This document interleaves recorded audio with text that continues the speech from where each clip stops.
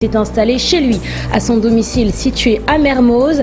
Avec cette initiative, le président lance le concept Joko ak Macky. Dans ce journal, retour sur cette visioconférence.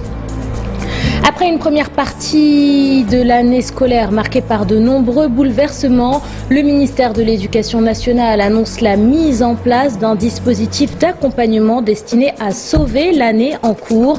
Programme scolaire réajusté, réaménagement du calendrier scolaire. Dans cette édition, retour sur ces mesures avec le directeur de communication du ministère de l'Éducation nationale. Démarrage de la 80e édition du Daka de Médina Gounass jusqu'au 14 mars prochain. Des milliers de pèlerins sont attendus dans la ville religieuse où ils vont pouvoir effectuer une retraite spirituelle. Cette année, l'événement était particulièrement attendu par les fidèles qui n'avaient pas pu le célébrer l'année dernière en raison de l'épidémie du coronavirus. Dans la région de Kolda, un important dispositif sanitaire a été déployé. Dans ce journal, nous nous rendrons à Médina Gounass pour faire le point sur ces mesures mises en place par le gouvernement. Voilà pour les titres de cette édition. Restez avec nous, le développement c'est dans une poignée de secondes.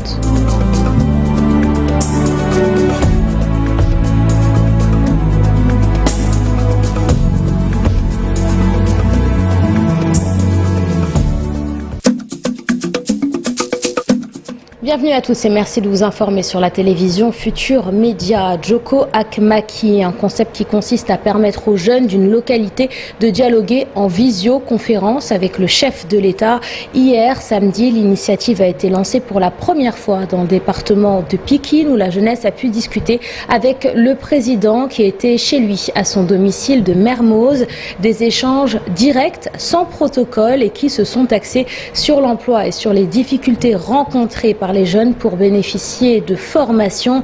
Hier soir, la rédaction était à l'arène nationale de Pikine, lieu de rassemblement de cette jeunesse du département. Retour sur l'événement, c'est avec Ndongoka. Échange directement avec le président de la République sur les difficultés qui plombent le développement de Pikine. En visioconférence, Mortala Gaye voit Macky Sall prendre note tout en mettant l'accent sur le chômage des jeunes.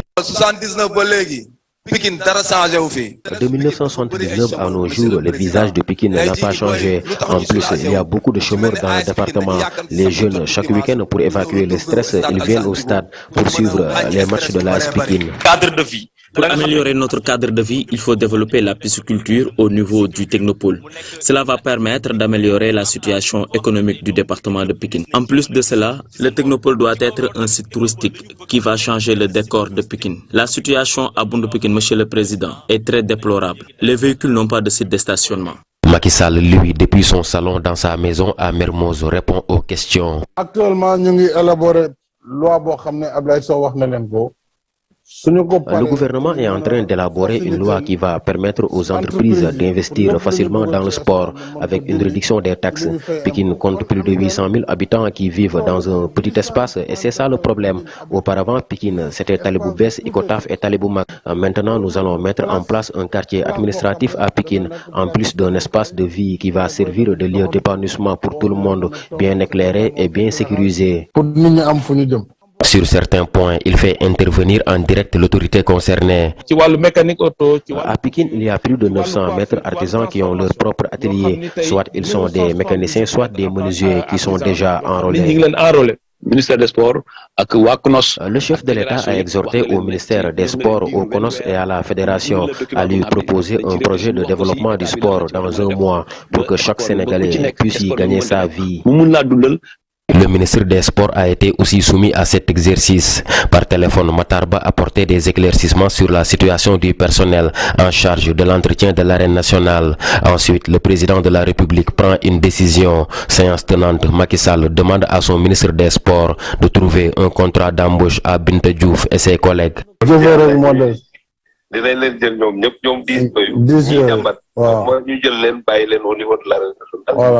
Cette discussion sans intermédiaire entre le président de la République et les Sénégalais est dénommée Joko ak Macky. Des acteurs de plusieurs secteurs ont pris part à cette rencontre. Et puis lancement de la deuxième phase du train express régional. Hier, le chef de l'État a annoncé le démarrage des travaux de l'axe qui va relier la ville de Diamniadio à l'aéroport international Blaise Diagne. Des travaux sur une distance de 19 km et qui devraient se terminer en décembre 2023. Pour permettre au TER de rallier l'AIBD, le gouvernement a débloqué 207 milliards de francs CFA.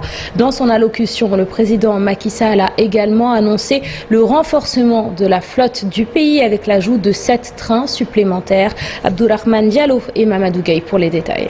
La deuxième phase du TER Diamniadio-Diass va coûter 207 milliards de francs CFA. La distance est de 19 km. Le chef de l'État vient de lancer les travaux. Cette deuxième phase du TER que nous lançons aujourd'hui portera sur un linéaire de 19 km qui s'ajouteront aux 36 déjà réalisé entre Dakar et Diamniadio pour faire un total de 55 km en 2 voies, ce qui fait 110 km de rail.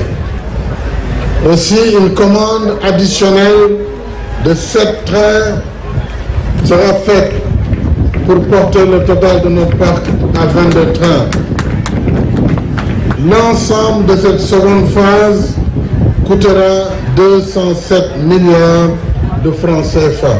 Le président de la République invite les ouvriers à faire du fast-track. Il veut que les travaux soient livrés avant fin décembre 2023. Et le chantier mettra en activité jusqu'à 200 travailleurs. Je souhaite qu'on inclue parmi ces travailleurs les jeunes de la localité de Diass. J'espère. En tout cas, on ne pourra pas dépasser les 17 mois, c'est certain. Mais je crois savoir qu'avec vos partenaires, vous pourrez donc resserrer les délais pour nous permettre, avant décembre 2023, de livrer la voie. Et nous avons fait des recommandations pour les prochains trains. Nous voulons qu'il y ait plus d'espace pour les bagages, puisque ce sont des trains destinés à l'aéroport et aux voyageurs. Il faut souligner que depuis l'inauguration de la première phase du TER, le 27 décembre dernier, on a enregistré plus de 3 millions de passagers. Et après cette deuxième phase du TER, la troisième tranche concerne AIBD Thiès et AIBD Mbour. Mise en place de la Société nationale de gestion des déchets afin de permettre une meilleure gestion sur l'ensemble du territoire national. Hier, samedi, le ministre de l'Urbanisme, du Logement et de l'Hygiène publique était dans la commune de Kaolack où il a lancé une opération de nettoyage. Le ministre Abdoulaye Sow a également annoncé des améliorations dans le fonctionnement de l'UGC, l'unité de coordination de la gestion des déchets solides. Direction Kaolack avec nos correspondants Pape Mbaye Diao et Fally Gueye. Vous avez vu aujourd'hui, l'UCG est partout dans le Sénégal. Mais le chef de l'État a décidé de faire un autre pas encore en changeant la gouvernance. Dans les semaines à venir, nous allons mettre en place la SONAGED qui va permettre d'harmoniser la gestion des déchets sur l'ensemble du territoire national. Et c'est un autre grand pas avec les collectivités territoriales, avec l'ensemble des partenaires techniques et financiers pour que la gestion des déchets soit unifiée, mais aussi qu'elle puisse être sous contrôle. Vous savez qu'aujourd'hui, tout ce qui est déchets aujourd'hui est en jeu. Parce que non seulement dans le nettoiement, mais aussi la valorisation des déchets. Le chef de l'État nous a donné l'instruction de faire de construire autour des déchets une économie circulaire de la gestion des déchets. Nous rendrons Kaolack cette ville qu'elle n'aurait dû jamais cesser d'être. Et ce que j'ai constaté aujourd'hui, c'est qu'au moins les autorités locales ont pu, avec le gouverneur et le préfet, mobiliser les populations autour de cette question. Que la solution la meilleure, c'est la restructuration du quartier. Mais une restructuration discutée avec les populations et de s'attaquer au problème. En tout cas, c'est là l'instruction du chef d'État. Et nous avons du plaisir aujourd'hui à matérialiser cette volonté du chef de l'État aux côtés des populations. Maintenant, la question de l'inondation, nous la partageons avec le ministère de l'Assainissement et le ministère des collectivités locales. Bien entendu, avec les collectivités locales elles-mêmes. Mais il faut que les collectivités locales soient beaucoup plus vigilantes qu'avant l'hivernage, que tous les travaux qu'on appelle le travail pré-hivernal soient faits. En attendant que des questions structurelles, que des solutions structurelles soient trouvées à ces questions. Reprise des enseignements au Sénégal. Le ministre de l'Éducation nationale met en place un dispositif d'accompagnement afin de sauver l'année scolaire perturbée par la grève des syndicats d'enseignants. À cet effet, des mesures ont été prises par le gouvernement avec la mise en œuvre de programmes scolaires réajustés et le réaménagement du calendrier scolaire. Face à la presse, le ministre de l'Éducation nationale a également annoncé l'impossibilité de mettre en place le BFEM rénové cette année. Pour plus de détails sur ces changements, je vous propose d'écouter le directeur de la communication du ministère de l'Éducation nationale. Il est au micro de Cheikh Anta Diop. Après les accords signés avec les différents syndicats d'enseignants, le ministère de l'Éducation nationale a travaillé sur un réaménagement du calendrier scolaire pour permettre et donner toutes les chances aux élèves de réussir aussi bien aux compositions qu'aux différents examens et concours. C'est pourquoi nous avons agi sur 3 leviers. Le premier levier, c'est simplement la réduction des fêtes du 2e trimestre, communément appelé fête de Pâques, réduit de plus d'une semaine. L'autre levier sur lequel nous avons agi, c'est le réajustement des programmes. Le ministère de l'Éducation nationale, à travers l'inspection générale de l'éducation et de la formation, va réajuster les programmes pour viser les compétences essentielles nécessaires aux différents niveaux de passage. Mais aussi le réaménagement de la tenue des différents examens. Le CFE il sera tenu les 22 et 23 juin. Le BFM le 21 juillet. Et enfin pour le bac, des discussions seront entamées avec le ministère de l'Enseignement supérieur. Il sera également procédé à des cours de renforcement à tous les niveaux. À Hambourg, les anciens travailleurs du club Aldiana de Nianing se battent toujours pour recevoir leurs indemnités. Après la fermeture de l'établissement hôtelier en 2007, les salariés du club Aldiana n'auraient jamais reçu leurs indemnités et leurs employeurs n'auraient pas envoyé leurs cotisations à l'IPRES. Mamadou Traoré Diao est le porte-parole de ces ex-travailleurs du club. Je vous propose de l'écouter. Il est au micro d'Abdourahmane Diallo. De 2007 à 2013, nous avions un protocole d'accord et ce protocole d'accord nous devait durer 18 mois. Finalement, nous sommes partis jusqu'à 6 ans. Il a fallu que nous puissions nous réunir pour essayer de contacter à qui de droit, réclamer exactement ce que nous devons avoir sur le plan du droit du travail. Par le canal des autorités, nous avons pu recevoir une somme qui est en cours jusqu'à présent, qui n'est pas terminé.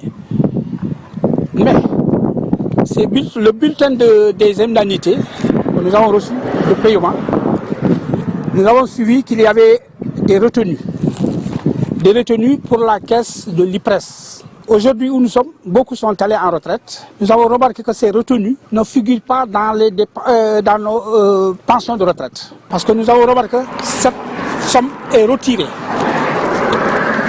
Depuis 2013, 9 octobre 2013 plus précisément, nous sommes en 2022. L'attente est très longue.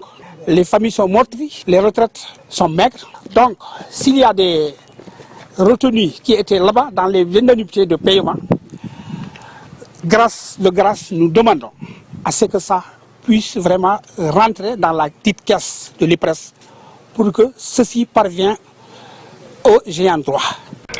Parlons à présent du secteur de la petite enfance. Au Sénégal, de nombreuses crèches sont installées illégalement et ne disposent pas d'autorisation pour accueillir de jeunes enfants. Hier, un nourrisson de 3 mois a été retrouvé mort dans une crèche située à Sacré-Cœur. L'occasion de relancer à nouveau le débat sur la mise en place de contrôle et de financement dans un secteur qui manque d'encadrement. Pour plus d'explications sur les mesures en cours d'application, je vous propose d'écouter Maïmouna Sissoko. Elle est la directrice générale de la case des tout-petits. Ses propos sont recueillis par Pape Faraning. De la prise en charge. Nous avons des structures en construction, des chantiers en construction. 2021-2022, nous avons un programme de construction d'une vingtaine de cases. Nous avons des cases qui vont être réhabilitées. Et dans le cadre du programme d'équipement également, nous sommes véritablement très en avance. Nous travaillons également autour d'un projet de décret. Nous avons presque fini, il est en signature, pour réglementer le secteur des crèches. Ce n'était pas dans nos habitudes d'amener nos enfants dans des crèches. Maintenant, avec l'autonomisation de la femme, nous avons des crèches partout au Sénégal. Et c'est pour cela que l'État a prévu un fonds, véritablement 1,5 milliard, plus précisément, pour la promotion des crèches communautaires. Et ce décret-là sera accompagné par ce document de projet qui va véritablement nous permettre de construire de nouvelles crèches. Je vous le disais en titre, démarrage de la 80e édition du Dakar annuel de Médina Gounass. Après son report l'année dernière, l'événement est de retour jusqu'au 14 mars prochain. Située dans le sud du pays, la ville religieuse de Médina Gounass s'apprête à recevoir des milliers de fidèles venus de toutes les régions du pays. Dans la région de Kolda, un important dispositif sanitaire a été déployé afin d'assurer une bonne prise en charge des pèlerins. Les détails avec notre correspondant Abdoulaye Diallo. Le Dakar de Médina Gounass a démarré ses activités cette nuit par la cérémonie d'ouverture. La délégation gouvernementale y était conduite par le professeur Moussa Baldé, ministre de l'Agriculture et de l'Équipement rural. L'édition de cette année se déroule dans un contexte lié à la propagation du coronavirus. Les autorités sanitaires ont mis en place un important dispositif. Donc aujourd'hui, nous avons le dispositif qui est là, l'équipe médicale qui a été renforcée, avec également la participation des régions voisines. Tambacounda, Sédhiou, Ziguinchor, les principaux hôpitaux également donc, qui sont là, l'hôpital régional de Kolda, avec donc l'équipe de l'urgence qui est là avec nous, mais nous avons également les hôpitaux de Tambacounda et de Ziguinchor. Donc c'est un dispositif qui est au complet. La PNA qui a renforcé tout ce qui est médicaments, les médicaments essentiels, mais également les médicaments de spécialité, parce qu'on sait qu'il y a des personnes porteuses de maladies chroniques qui viennent au Dakar, mais également les spécialités médicales. L'ophtalmologie, l'odontostomatologie, tous ces services-là sont bien présents au niveau donc de cette équipe médicale du Dakar. Pour sensibiliser les pèlerins pour le respect des gestes barrières, le service national de l'éducation et de l'information pour la santé est également de la partie. Le service national de l'éducation et de l'information vient en appoint au service déconcentré du ministère. C'est dans ce sens qu'aujourd'hui, vous savez que nous sommes toujours dans le cadre de la pandémie et nous venons toujours donc en appoint au service déconcentré en termes d'apport de masques, mais également de support de communication, mais aussi de produits d'hygiène et de tous les produits qui rentrent dans le cadre de l'amélioration des conditions de séjour de nos pèlerins. Une brigade d'hygiène est également mise en contribution pour la surveillance médicale des frontières. Passons à l'agriculture avec le programme de développement de la chaîne de valeur du riz. L'Institut de recherche agricole bénéficie d'un financement de la Banque islamique de développement afin d'accompagner les techniciens de l'ISRA. La structure financière leur a remis plusieurs équipements d'une valeur de 358 millions de francs CFA. Le ministre de l'Agriculture et de l'Équipement rural nous en dit plus sur ce financement de la Banque islamique de développement. Je vous propose de l'écouter. Il est au micro d'Abdou Diouf Diagne. La récolte est bonne cette année et les membres du GIE, des producteurs et maraîchers, Kounoune et environ, veulent montrer à travers cette journée de récolte qu'ils sont capables de satisfaire la demande sur le marché. Ces braves gens-là qui sont ici présents ont travaillé beaucoup dans le domaine de l'oignon. L'année dernière, nous avons eu à produire plus de 412 000 tonnes à l'échelle nationale. Et cette année, nous espérons atteindre la barre des 450 000 tonnes.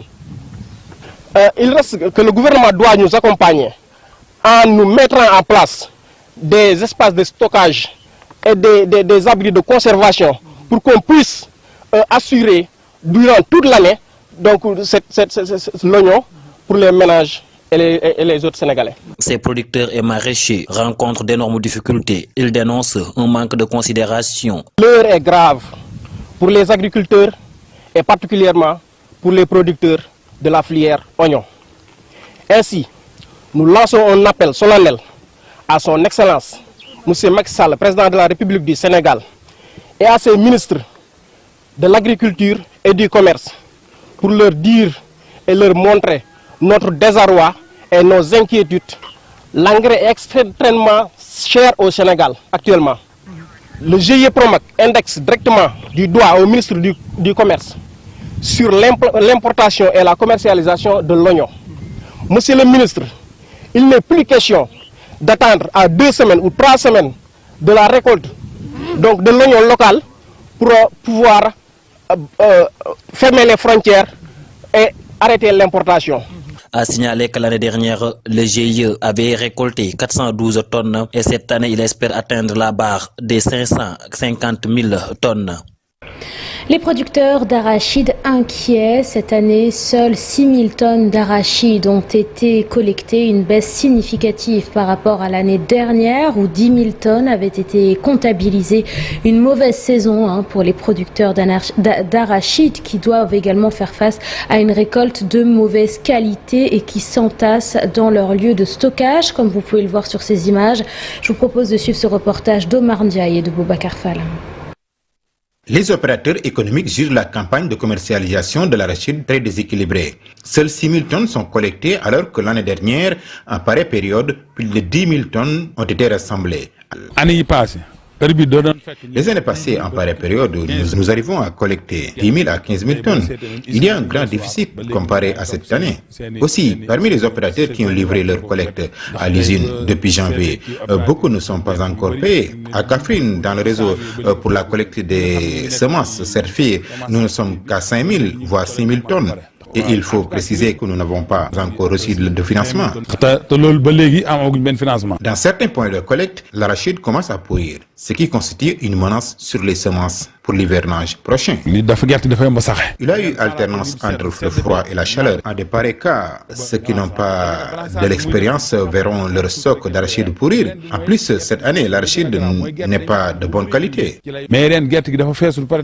Si les organisateurs se félicitent d'une avance sur le reliquat de 800 millions que leur doit l'État, ils demandent plus pour augmenter leur pouvoir d'achat et anticiper les difficultés. L'État a fait des avances sur le reliquat, mais nous demandons qu'il fasse plus pour permettre aux banques de financer afin que nous puissions continuer la collecte de la semence certifiée. Les opérateurs semenciers demandent à l'État plus d'attention aux acteurs de commercialisation de l'arachide car le secteur est constamment menacé par des difficultés de trouver des financements. Avancée du désert dans le nord du pays, dans la région de Saint-Louis, les autorités misent sur le Tifa, une plante sauvage aux propriétés particulièrement intéressantes sur le plan énergétique et qui peut contribuer à répondre aux problématiques liées au changement climatique. Pour plus d'explications, je vous propose de suivre ce reportage de nos correspondants à Saint-Louis, Ousseynou Diop et Habib Sek. Pour lutter efficacement contre la coupe abusive de bois dans la région de Saint-Louis et en même temps freiner le changement climatique, des femmes et jeunes de la région nord, issus de plusieurs villages, ont reçu une formation pour l'utilisation du Tifa comme alternative. Les changements climatiques ont des effets multiples et les conséquences, nous les connaissons tous. Donc c'est faire en sorte de venir trouver les populations elles-mêmes dans leurs activités, de leur proposer de nouvelles techniques ou nouvelles méthodologies, même de recherche de financement et autres. Les autorités ont plaidé pour l'adoption et l'utilisation de nouvelles pratiques pour freiner le désert qui avance à grands pas. Ce projet, déroulé dans la zone nord, va aider financièrement les femmes de la région, mais aussi les jeunes. Justement de lutter plus efficacement contre les coupes abusives de bois que nous connaissons, qui va permettre aussi d'offrir de l'emploi à ces femmes-là ou à tous les autres jeunes, en tout cas, qui vont graviter autour de l'activité. Les partenaires comme l'OMVS accompagnent ces initiatives. À cet effet, des projets pilotes vont être développés pour une production quotidienne de biogaz avec le Tifa. La production de biogaz qui va permettre en fait déjà de limiter les coupes de bois et également de lutter également contre la prolifération des plantes aquatiques par la production de biogaz à partir du Tifa. Les acteurs environnementaux ont bien apprécié ce projet qui à terme va permettre de mettre fin au phénomène de la coupe abusive de bois et de lutter contre les changements climatiques qui continuent de toucher la région de Saint-Louis. À Kédougou, les entrepreneurs locaux se demandent comment profiter davantage des paiements des compagnies minières. Une question posée lors d'un comité régional de développement. Plus de détails sur la rencontre avec notre correspondant Ibrahima Diabakhate. Le contenu local tel que présenté dans le rapport de l'ITIE 2020 n'agrée pas les opérateurs économiques locaux de la région de Kédougou qui dénoncent par ailleurs une absence totale de visibilité. Nous ne nous retrouvons pas pour le moment dans le contenu local parce que en fait, le contenu local n'est pas aujourd'hui assez visible, il n'est pas assez explicite, il ne permet pas aujourd'hui aux populations vraiment d'accéder aux opportunités que les entreprises offrent. Malheureusement, nous peinons encore une fois à se retrouver dans la dynamique des sociétés minières. Une son de cloche du côté des aviculteurs qui peinent à avoir des marchés auprès de ces sociétés minières.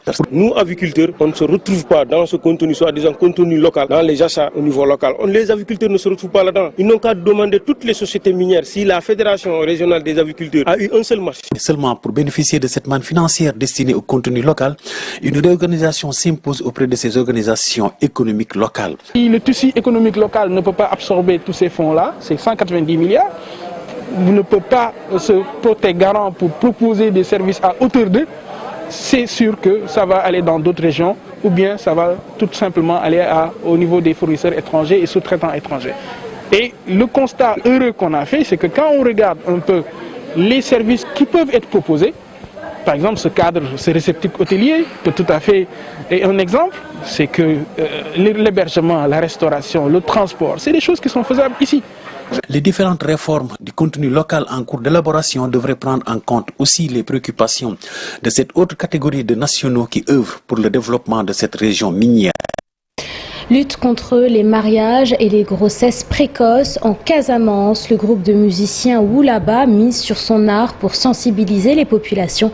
À travers leur association, les musiciens s'engagent pour mettre un terme aux violences dont sont victimes les jeunes filles dans le sud du pays.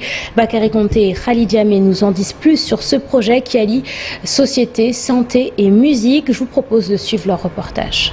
Les grossesses précoces, mariages forcés et les MGF sont fréquents dans la région de Sédhiou. Les jeunes filles qui se marient là, très tôt, là, c'est comme si on les a amenées, on les a condamnées à mort. Excusez-moi du terme. C'est comme si elles sont dans une prison. Elle est innocente, tu vois. Donc elle n'a rien vécu, elle connaît rien totalement de cette relation-là. Donc si tout d'un coup, elle se voit être mariée avec une personne, premièrement, qui est plus âgée, souvent, ce sont les plus âgés qui prennent les plus jeunes âges. La pauvreté, le manque de communication entre parents et leurs jeunes filles sont les principales causes. Les causes sont nombreuses. Il y a la pauvreté, l'éducation sexuelle qui est devenue un tabou au sein des familles. Il y a l'abandon des parents par rapport à l'éducation des enfants.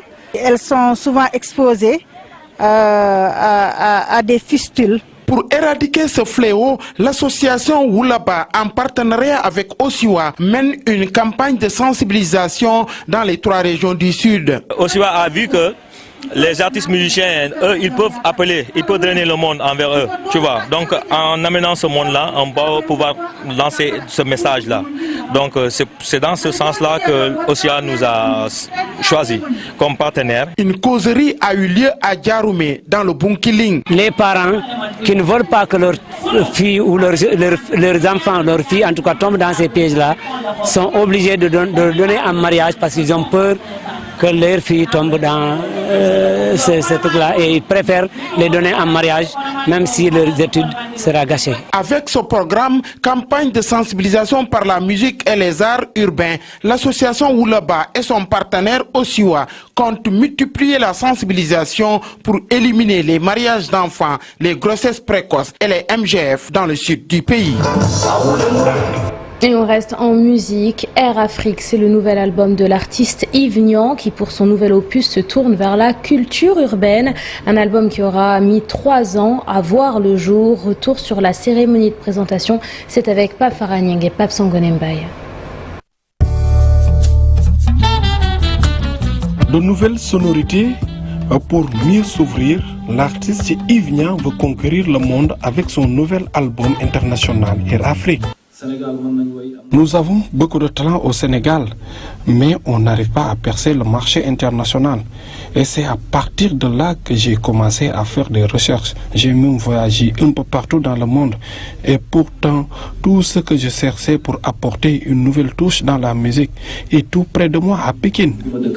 Un projet et beaucoup de collaborations dans des rappeurs de la banlieue pour avoir une touche particulière. J'ai rencontré l'artiste Matador pour lui dire que j'ai fait une carrière de plus de 20 ans. Tout le monde me connaît et j'ai du talent aussi. Même si le mbalax est une bonne musique, mais j'ai envie de faire d'autres sonorités. Vous savez, Ivnia et Nongolo ont beaucoup apporté dans la musique. Tous ces jeunes talents que vous voyez ont suivi. Non pas maintenant, je veux faire autre chose. Le titre de l'album Air Afrique n'est pas fortuit. C'est une manière pour l'artiste de montrer son identité. De l'album, c'est ce que je vous expliquais tout à l'heure. C'est une identité africaine où on retrouve toutes les sonorités africaines. Là, c'est pour vous dire que l'Afrique est debout pour se faire, pour reprendre son identité. Et il y a même des thèmes d'actualité qu'on trouve ici au Sénégal, comme Sabakoutas, c'est le pêle-mêle de désarroi. Voilà en gros. Une cérémonie de présentation en live devant des personnalités de la culture au Sénégal. Une occasion aussi pour Ivnia de montrer ses différentes facettes dans la musique. Et c'est la fin de cette édition. Merci de l'avoir suivi. Merci de toujours répondre à ce rendez-vous de l'information. Je vous souhaite de passer une excellente soirée en compagnie des programmes de la télévision Futur Média.